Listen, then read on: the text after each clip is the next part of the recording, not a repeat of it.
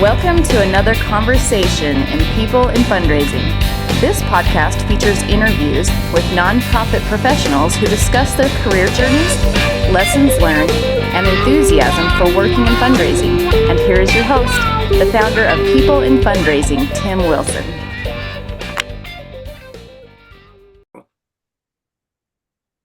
Hi, everyone, and welcome to another episode in the People in Fundraising Conversations series, which I launched just over 2 years ago. And today I'm really excited to welcome Dr. Shalonda Martin to our program, who is a new guest. I met her just a few months ago at the CASE conference in Anaheim through the current Apra International President, Rodger Devine, who is your coworker, right, Shalonda? He's my boss, actually. Yeah. Oh. I didn't know that. Okay.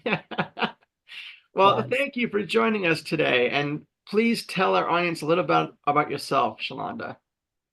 Hello, it's so great to be here. Thanks for having me on your platform. So as you said, I'm Dr. Shalonda Martin. I work at Pomona College.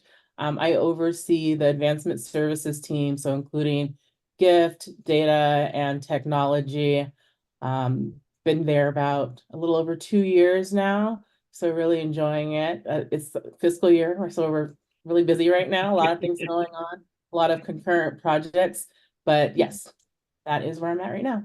Awesome. Thank you.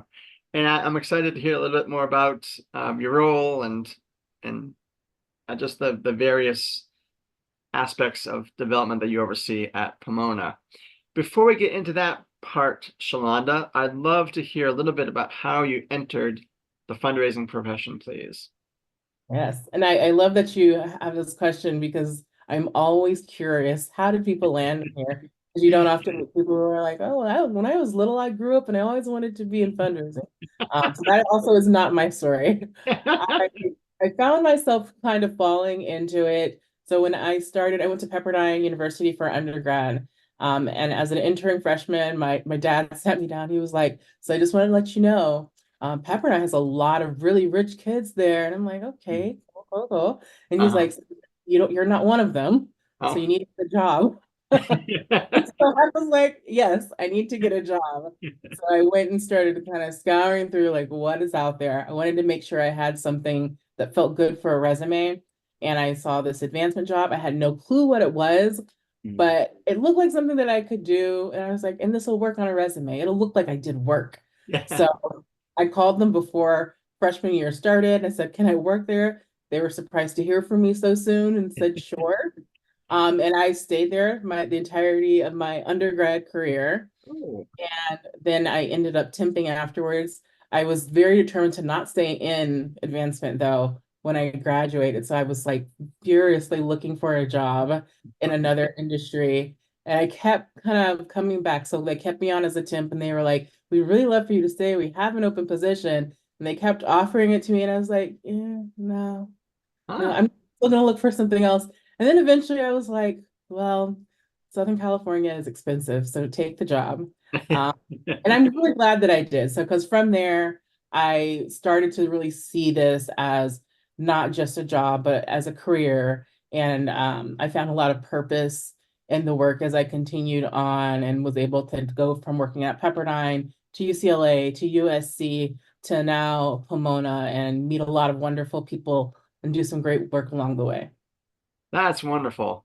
So cool. I don't think I've had a guest, and you're my 104th guest at this point, who has had that longevity as an undergrad working, in advancement. A couple of guests have done call center stuff and or they may have interned for a semester, but that's amazing. That in itself is really cool.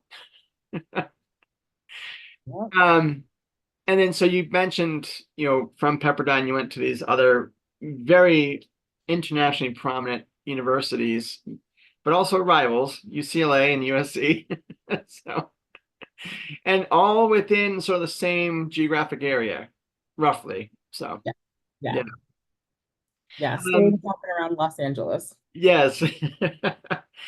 And I'd just be curious to know, as you have gone from institution to institution, has your breadth of responsibility also, elevated over time? Did you start out with, you worked in gift processing solely or one particular sector, and then built out the responsibility portfolio as you worked across these institutions? Yeah, it's interesting, especially kind of it's almost what feels so full circle from going from small liberal arts to large schools, now back to small liberal arts. And what I have found is I had, in some ways, more breadth of responsibility, I'd say, at some of the smaller institutions, because since they are small, one person has to do more things. Yes.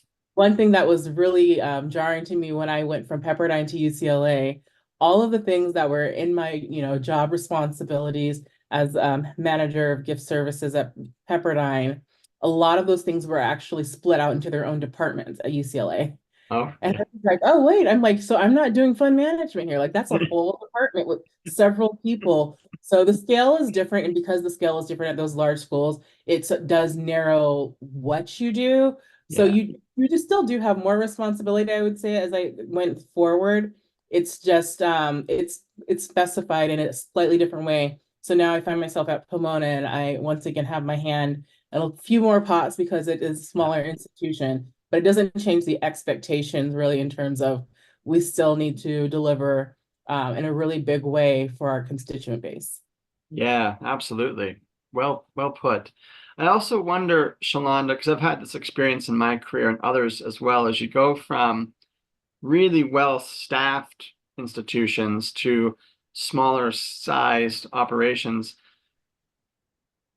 do the resource allocations, change as well? Like, at my first employer, we had, an embarrassment of riches, and now my current job, it's very much like, oh, you can have iWave, but you can't have XYZ. So that just a difference in terms of resources and staffing. Have you noticed that too? Yeah, I mean, definitely in so it's word I'm looking for, the decision process sometimes is a bit feels more rigorous sometimes at the smaller institutions in Yeah. terms of what are we picking. I'd say we're pretty well supported though in terms of the technology. And I feel like right now I'm at a place where there's really clear understanding that there is significant value in making sure you have that right infrastructure set up to support everything else that you're doing. So there Mhm. is investment there. So I wouldn't say it's like completely gone or not there. There are things that are definitely comparable if you kind of look at it from a ratio perspective. Mm. But it forces your creativity sometimes Sure. and of being able to just kind of like throw money at things. That definitely forces the need for innovation. Yes. Yeah. Yeah, well put. And I tend to pick up on things that guests say and kind of think of how I can relate it to the very next question. So you just mentioned like the infrastructure of support, and I like that terminology. And I think that leads well into the second question because from your LinkedIn and online bio, you're significantly involved in obviously your day-to-day job at Pomona, but you also do quite a bit of coaching and mentoring. And I'm wondering about maybe your own infrastructure of support because you're with ABC, SM Coaching Consulting, Coaches for Equity. I'm so again getting back to that great term about infrastructure support. I'd just be curious to know, like, how do you make a balance, and how are you adjusting your own energy, your time, time for rest, time for like personal fulfillment with all that you got going on? Yeah, there's definitely is a balance. I'd say since my main priority right now is my role at Pomona, it's a lot of it is really centered around what is feasible with making sure that that is still getting the attention that it needs and deserves. Yeah. So the nice thing about all of the consulting work is that it is on my own terms. I have other people who I partner with and work with. Mm. I'm in, community with other people who are in the consulting space. So if something comes my way that I'm not in a position to take on, I have a lot of other talented people who I can refer to, and I'm happy that that's something I'm able to do too. So it's not something that I would say it does not overwhelm my time. I think it definitely looks like a lot when you look at all the things on there, but I'm not heavily involved in like Mm. large scale projects, at the same time on any given day of one of those. So usually if I'm doing a little bit more coaching, I'm not really doing as much in the way of consulting because it's just there's not enough time in the day. Sure. So I have to definitely be thoughtful in terms of which ones I take on. Oh, yeah, that makes sense.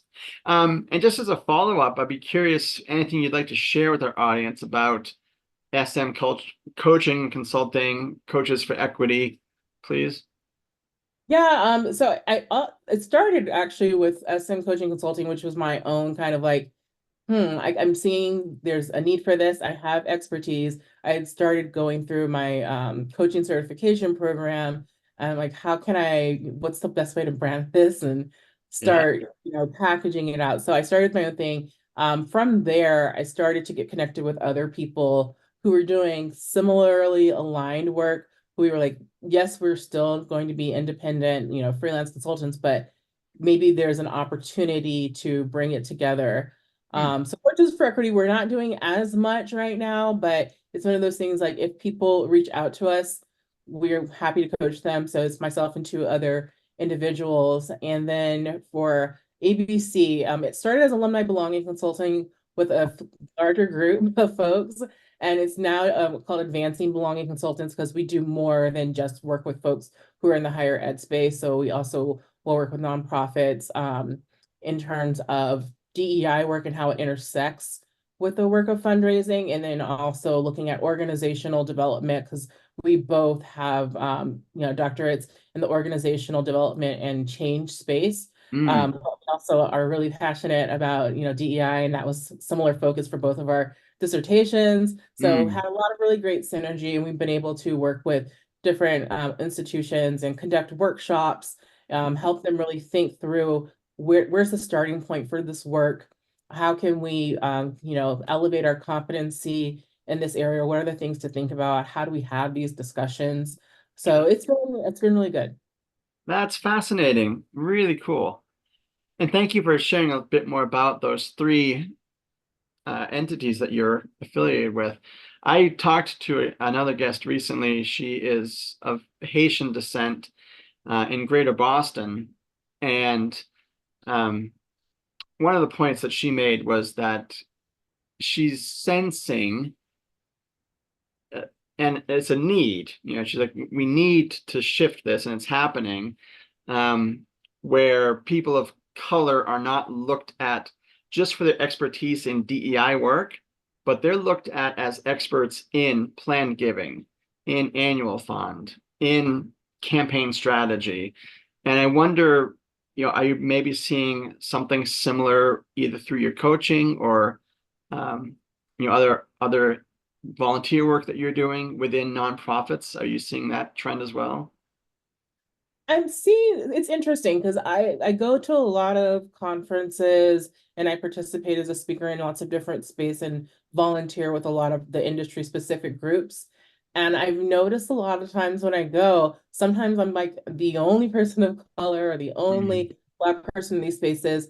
But I have noticed in I'd say maybe the last 2 years when I've attended spaces that I am seeing a lot more diversity and people who are holding, leadership roles. So Yeah. when I'm in some of those spaces where I don't see that representation, I'm like, what's going on? Because like I know, like I have met people, they are Yeah. out there, they are in some of these roles. So I'm not sure if maybe we just haven't reached a point where there's more distribution or what's going on, but there's definitely a lot of super talented people of color who are capable of holding leadership roles in the advancement space. So I'm looking forward to hopefully seeing more of that as we move forward. And that's actually similar kind of what my dissertation was on, was looking Mm. at the paucity of women of color in higher ed administration roles Oh. and kind of like what are the reasons, the things that we can do, and like what's missing. And from that, my key findings were around there's not a lot of intentionality around succession planning. There's a lack of democratization when it comes to professional development, like who's actually getting those opportunities to go and to attend and engage in things going on. So there's a lot that can still be done. So I am hopeful that even though there's been a bit of an attack on DEI, that people don't stop trying to engage in inclusive and equitable practices. Yeah, absolutely. It's a really valuable perspective. And I'm not trying to turn this back on me, but that's something I'm very sensitive of as a podcast host, is making sure that the guests I have on represent, all walks of life, people of color, people of visible and less visible situations as well. So yeah, I think I'm seeing that DEI attack in Utah as well, and it's really quite awful, unfortunate. So yeah. So, Well, thank you for going through those first two questions, Shalonda. As a preface for the next two, I just want you and my audience to know that I am a major history geek, and I tend to draw upon authors or artists to get some quotes that I then can think, oh, maybe this guest could address this quote or this scenario really well. So that's the preface for these next two quotes. The first one is from philosopher and computer scientist Alan Turing, who more than 70 years ago said, quote, "We can only see a short distance ahead, but we can see plenty there that needs to be done." And I think related to what you just talked about with your coaching and DEI and representation at conferences and certainly in leadership, as you think about what lies ahead and as you got these questions beforehand about what still needs to be done relating to that quote, whether that's in DEI work broadly or within fundraising specifically, perhaps in artificial intelligence and the social impact sector, what comes to mind for you about what you're seeing as you look ahead, please? yeah, I think definitely more in terms of expanding, diversity, engaging in equitable practice, being inclusive as an organization. And I feel like a lot of times people will enter the conversation in the advancement space talking about external audiences and what we need to do there. And there's a lack of focus on let's talk about the organization. Yeah. So I think there's a lot of, the way that the DEI work layers in with organizational development and what we're doing internally. That's something that I'm like, hey, let's look at that now. Because I think that there's a big opportunity if we, do more intentional work there that will be able to be more successful when it comes to engaging with our external audiences, because we're seeing people who are staying in roles longer, and we're able to really capitalize on the opportunity of maintaining some historical knowledge and not having to switch people out and have our donors and constituents talk to new people every 2 years or less. So being thoughtful about that, I think, is something that I see in the immediate need. And then also very specifically with leadership. I think historically in advancement, people have sometimes ascended in leadership roles because not that there's a complete absence of talent, but it's definitely a who do you know kind of game.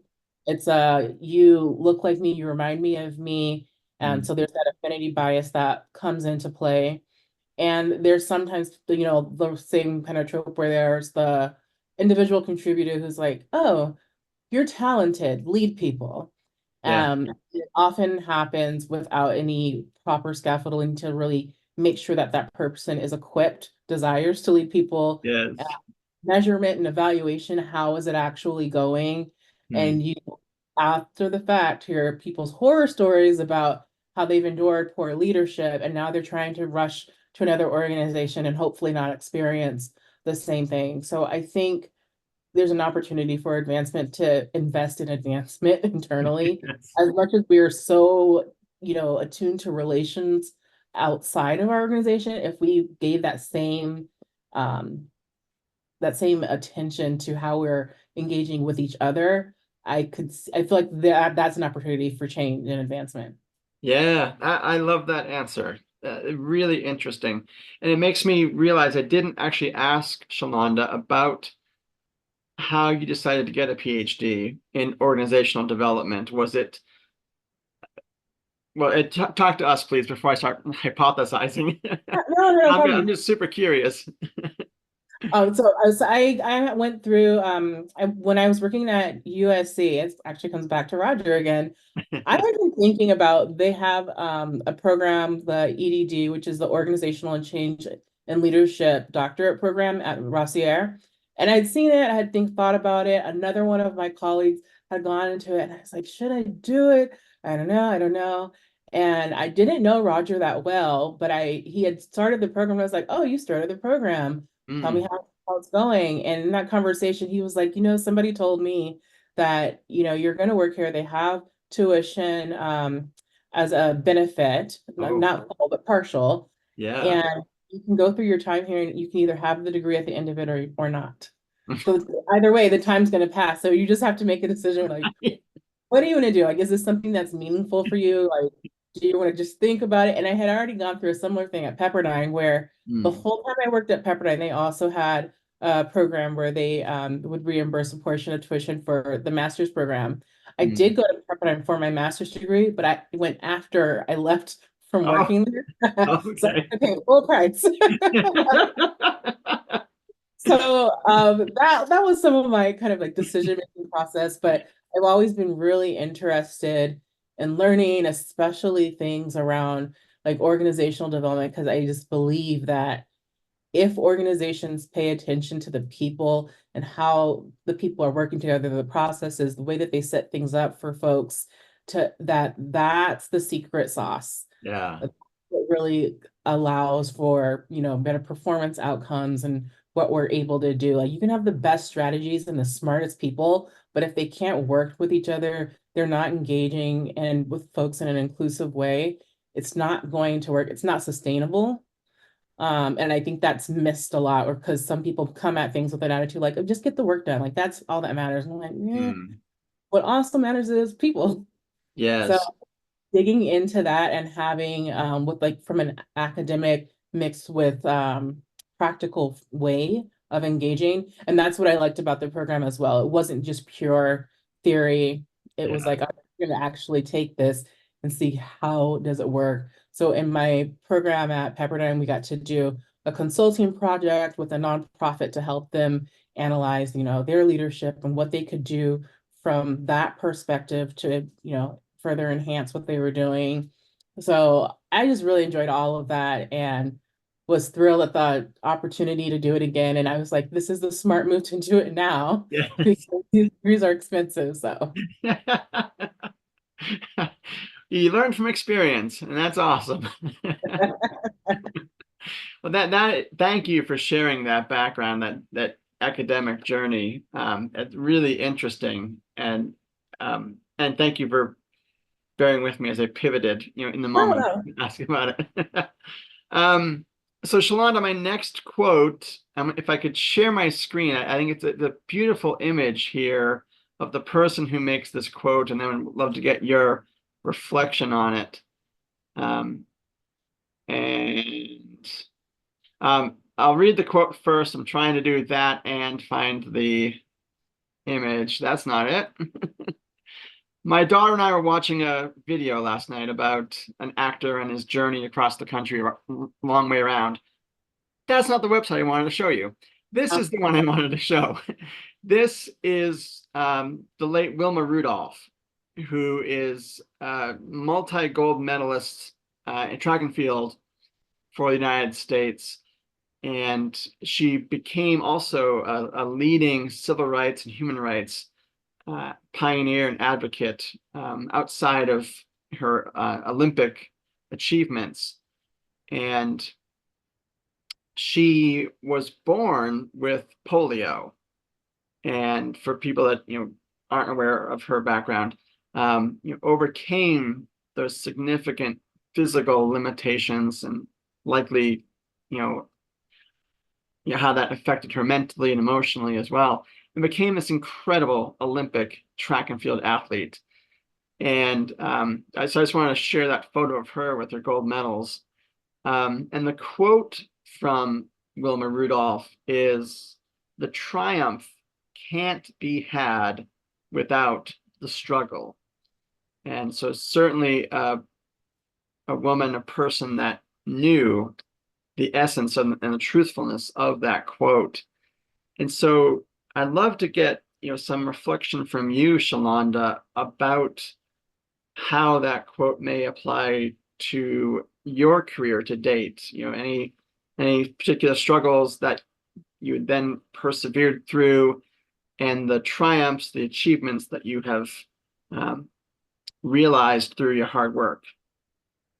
Yeah, I would say the thing that has been both the joy and the difficulty is the interaction piece. Like, you get out of high school and you're like, oh, finally, I'm done with high school. I'm going to leave all the drama behind me, and I'm going into this adult world. And you still see a lot of the same similarities sometimes where, people interact in similar ways. It's just at a different scale, and there's different things that are costs in those experiences. So I definitely remember early in my career just like having different experiences and feeling a bit, like shocked at like, what, this is happening in a work environment? Like, why doesn't everybody care about this the same way that I do? So really coming to terms with, all right, yes, maybe I care, and this is my perspective in terms of how people should interact.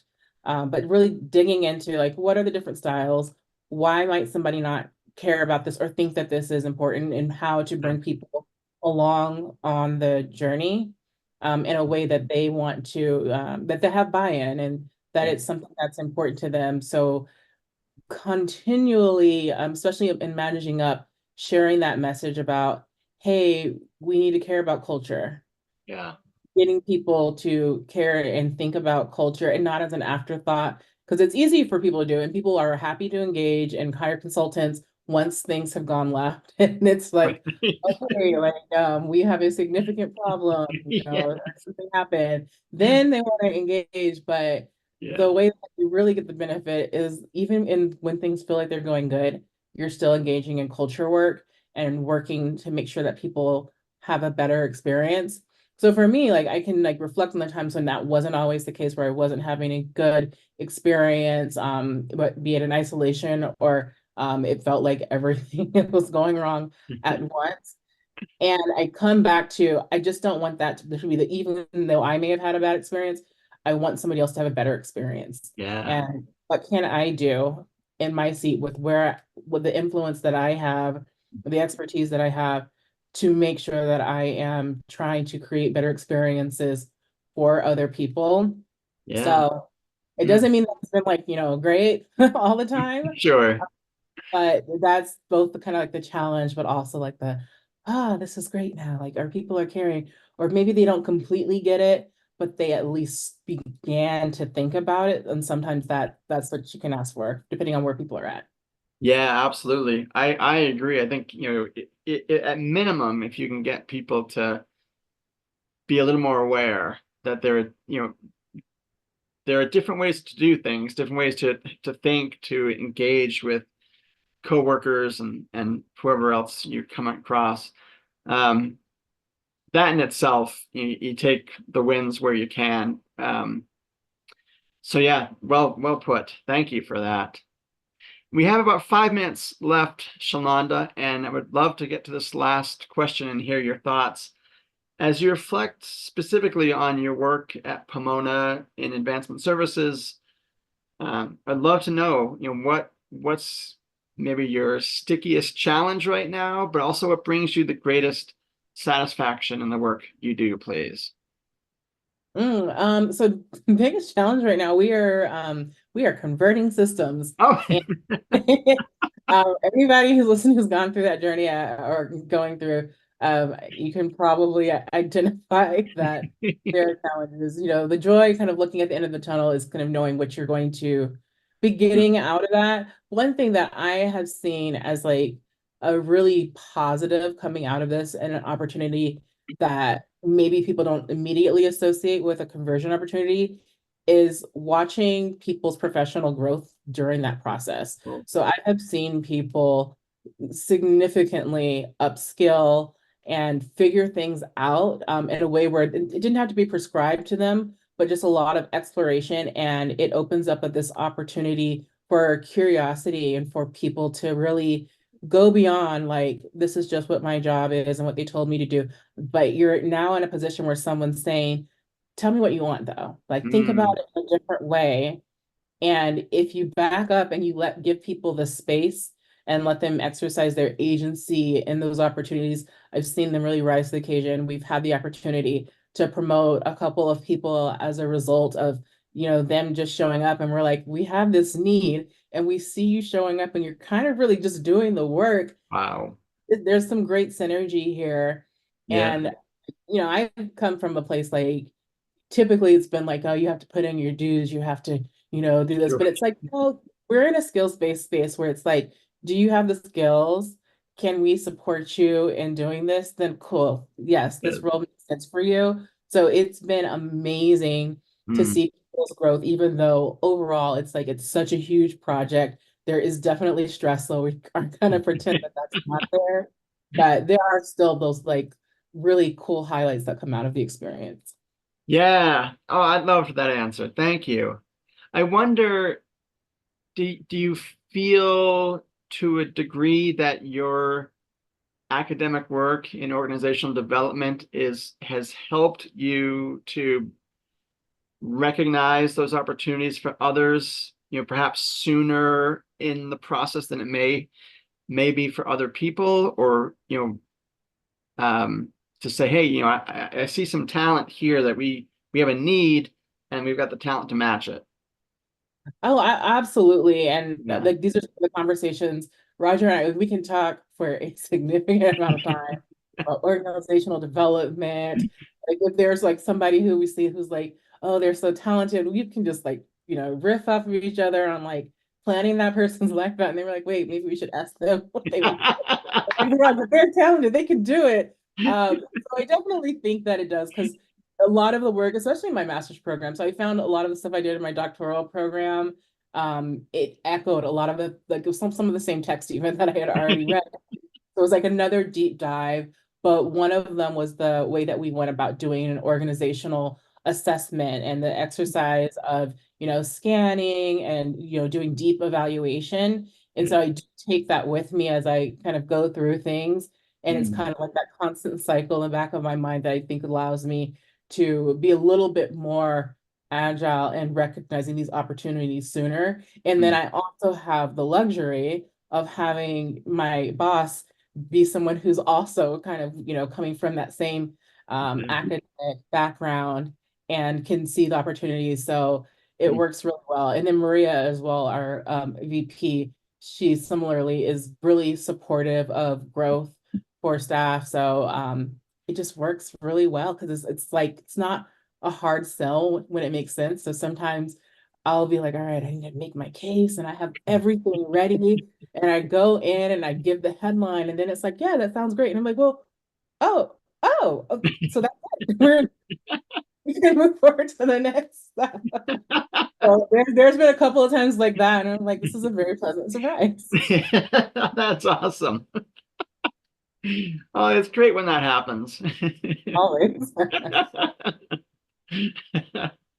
Well, I appreciate your time, definitely, Shalonda, and I'm really, it's delightful to end it on, a note of humor and enjoyment. Thank you. That was great.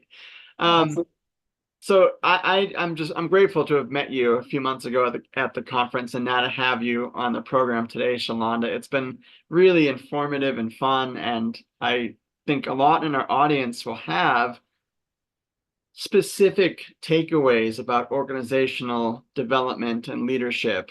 And thinking, I've had a few other guests talk a little bit about that as well, specifically like where does prospect development fit?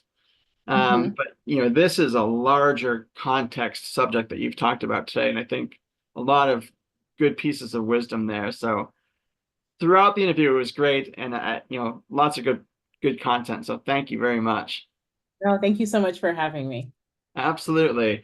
And for our audience, you'll be able to find Dr. Shalonda Martin's conversation on LinkedIn and YouTube, and the audio only will be on Spotify and Podbean in early August of 2024, so just about 2 months from now. Thank you to our audience for your support of People in Fundraising, and we'll be back next week with another conversation. Thank you. Thanks.